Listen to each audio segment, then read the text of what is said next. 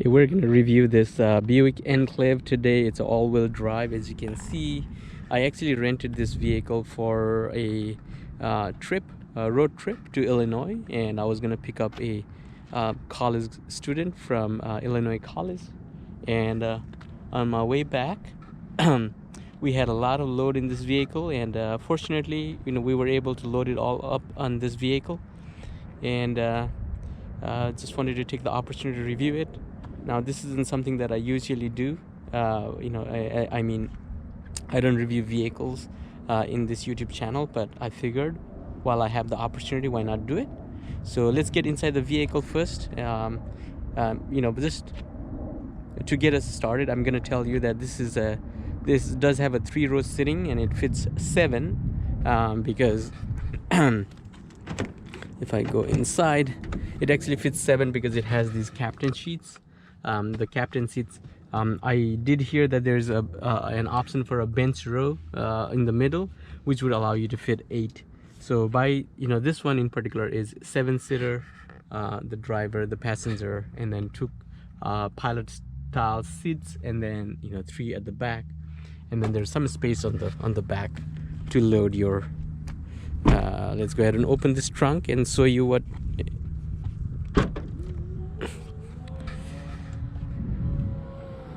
Alright, so if you look at this with the sun, there's gonna be a little bit of glare, but look at this. So what we figured was you can actually fit a large size suitcase either that way, or if you fold this one right here, I'm gonna do this, and there's a button here, by the way, so I can actually say lower it, and then it lowers it. You can actually fit a suitcase right here. A large size suitcase does fit well on this side, so we were still able to fit 2 people in this vehicle on the back seat with this folded to carry our luggage. We actually had this luggage stack, 2 luggages stacked up that way, and then we had a plenty of stuff also filling up the rest of the space. There's also this thing here at the bottom, and then that is extra space. We were able to use that as well. Let's see. So the thing that I did not like was how there is these buttons to lower the seat. There is nothing on the front to either up the seat, or I'm gonna do this. There's nothing on the front to actually control these seats from recline or bring it to its normal sitting position. So that one was something that I felt would be pretty helpful. I'm guessing there may be options there, but again, I was not able to find it. The other thing was, when I had the luggage all the way stacked, I actually did not realize that this thing was covered, so I actually had to remove the luggage out, and then after I realized that these were the buttons that control the seats, I actually was very careful to not block these, but works pretty well. So let's go ahead and fold all of these. Let's go ahead and fold all of these to see how much space you got. Of course, I have to move the front seat a little forward here. Let's go ahead and move that seat as well.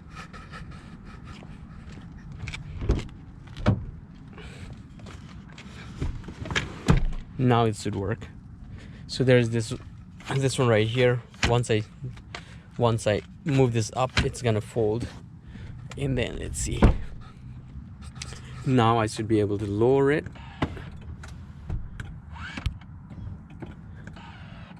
Go. It doesn't like it. Anyways, so I probably have to move the pilot seat a little forward to get it to a flushed position. And then if I wanted to close this one has a button here which I can press, and then it closes.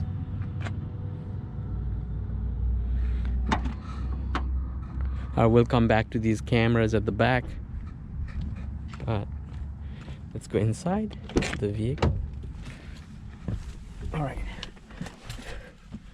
so it's pretty comfortable sitting positions. Again, my father-in-law, who was sitting right here on the passenger seat, he's got back problems, and he was able to ride 14 hours with us pretty okay. So I imagine that would not have been possible if the seating positions were not, you know, as comfortable. These actually also have massage seats, so you can actually press a button on the side and it will actually you know, activate the massage function. But let's go ahead and start the vehicle. Again, it's keyless, so I can actually, I do have to press the gas pedal, the brake pedal. Once I press the brake pedal, then I do this, and then it's gonna start the vehicle. All right, it's coming to life. Yeah, one thing that you will immediately notice is how this the mirror is not a mirror, it actually is a camera. So there is a live you know, connection between the camera at the back and this mirror. It took a little bit of getting used to this, but you know, one thing that I realized was when there was you know, ton of stuff on the back, if this was a usual mirror, you know, you would not be able to see the back of the vehicle or through the rear window.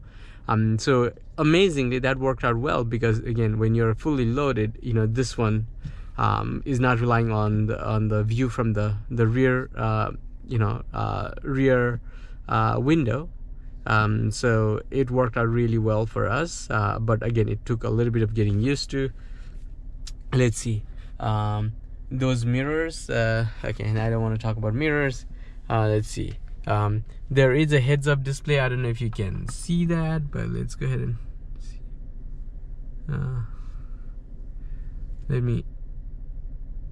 It's a little hard to see, but there's a heads-up display function on this one. So it will tell you, you can set it so you know how fast you're going. You can also set it to so that you can see what song is playing and so on. It also has, this vehicle also in particular has lane assist, and right here you can see that. Yeah, so this one has lane assist. So if you have this on, the vehicle will want to make sure that, you know, when you are drifting to the other lane, it will try to pull you back to the lane that you want to be on. The funky thing about this feature was, you know, when we were driving west, we were driving through snow a little bit, and you know, the road, the highway was a little slippery. So while I was trying to stir it to, you know, bring it to the correct lane, funky enough, the auto lane assist or the lane assist would actually try to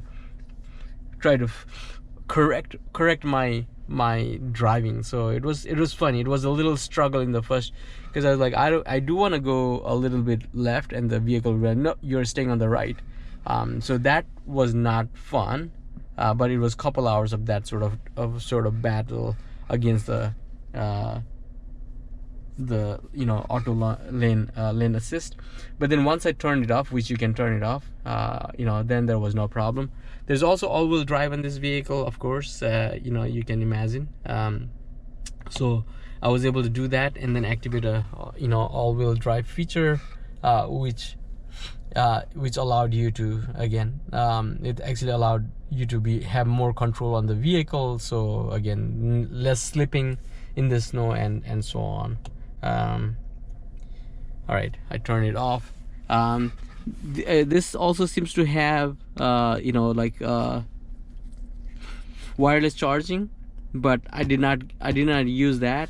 It does have USB-C, USB-C and USB, regular USB. Let's see, interesting. Maps for North America, got it. I didn't know this one was left here, but yes, this one did come with a map, and you know, there were a couple times that I did end up using it.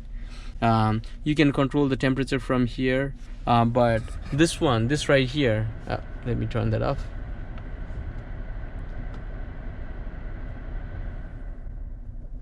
Okay, so this right here, this control panel right here is pretty, you know, intuitive.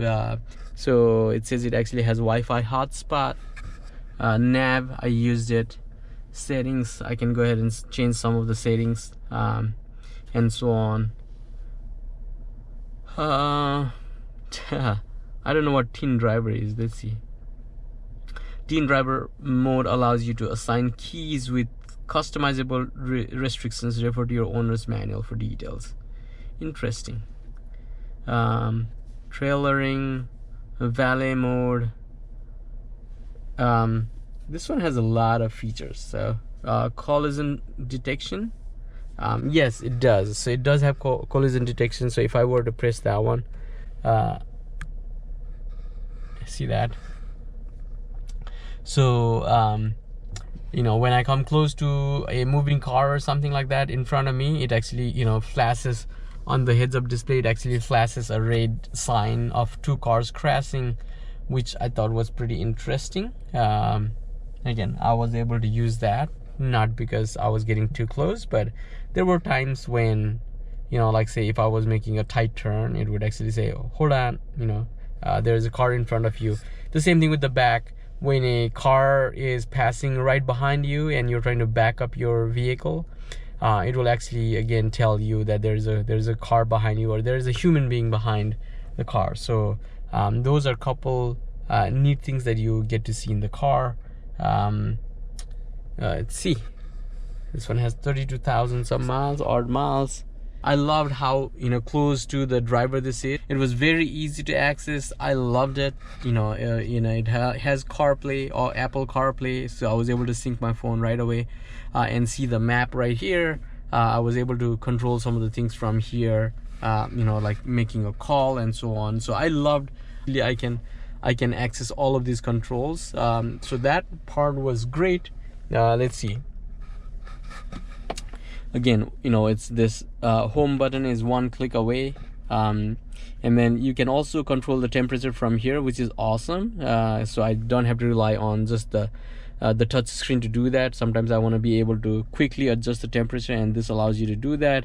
It does have heating seats, which is awesome, and 3 levels of heating, 3 levels of cooling as well. Again, I did not get to use that because it's still winter, so I was able to use that.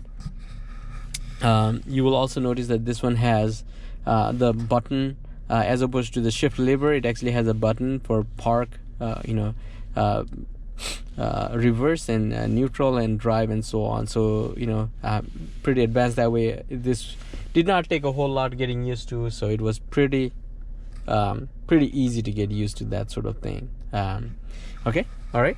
So I also did not get to use these manual shifters. Again, winter conditions, renting on a wintry day, so I did not get to use that one.